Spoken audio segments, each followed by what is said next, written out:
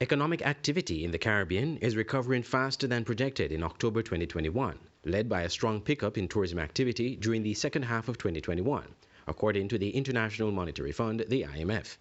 In revised numbers released earlier this week, the fund said it expects growth in the region will range from an average of 3.2% in tourism-dependent countries to 20.2% for commodity exporters.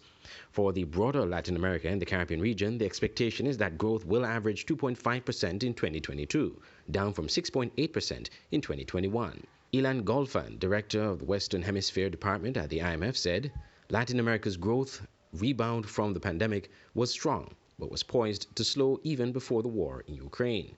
The expectation is that prices could rise by about 11.2% in the region as food and fuel costs rise. In Jamaica, inflation is projected at 8.5% this year by the IMF. In Haiti, it is expected to reach 25.5%, while consumers in Suriname are expected to see prices rising by 38.9%. Venezuela continues to record the highest increase in prices in the region, with the IMF projecting prices will rise in that South American country by 500%. So far, policymakers across the region have reacted decisively by tightening monetary policy and implementing measures to soften the blow of higher food and energy prices on the most vulnerable, thus mitigating the risk of social unrest. The International Monetary Fund says economic recovery in the Caribbean is continuing at a strong pace, but the broader Latin America and Caribbean region is expected to see a slowdown, which was looming before the Russia-Ukraine war.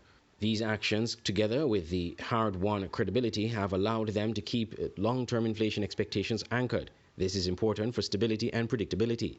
Central banks will still need to remain vigilant and continue taking decisive actions, if needed, to keep long-term inflation expectations in check, the IMF warns.